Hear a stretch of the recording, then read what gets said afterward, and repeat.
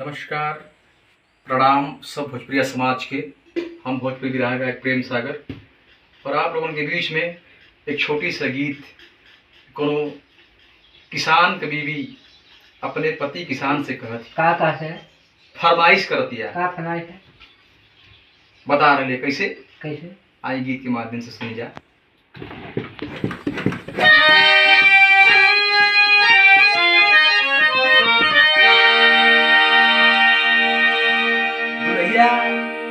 कहतिया कि बिया डलौले के बाद धान रोपौला। अब धान भी तैयार होखे वाला है, तैयार हो गल आ घर में पूरा जन्ने आ गल। हमसे वादा के लिए रहला कि तोरा के जब पूरा खेती हो जाई, पूरा घर में अन्न आ जाई तो अन्न बेच के तोहरा के तथुनी झुलनी गढ़ाई। आखिरकार हमार इच्छा को पूरा करना। किसान के पत्नी कहती कैसे कहती है, खाली फुसलाई के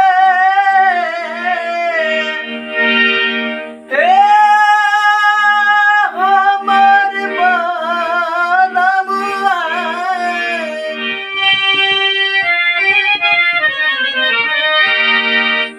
खाली फुसलाई के करवला रोपनिया हो कह के दियौला ना झुलनिया ना।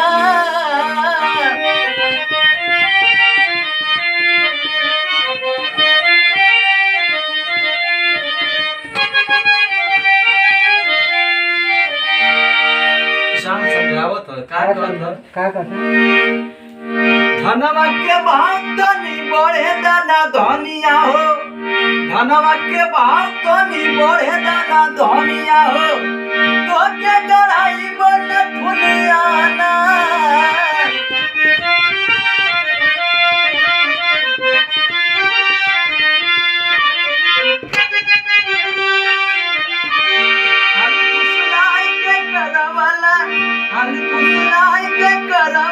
रोपनिया हो खाली फुसलाई के करवाला रोपनिया हो कह के दियौला ना झुलनिया ना।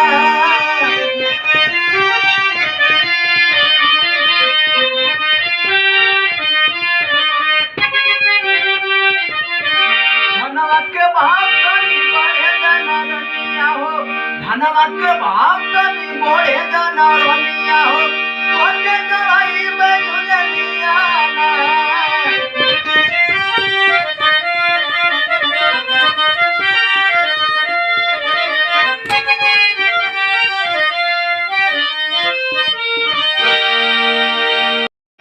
अरे गोरी तोरी सावरी हो सूरतिया, आयो रामा सावरी हो सूरतिया, जनपुर बवा दई होरा।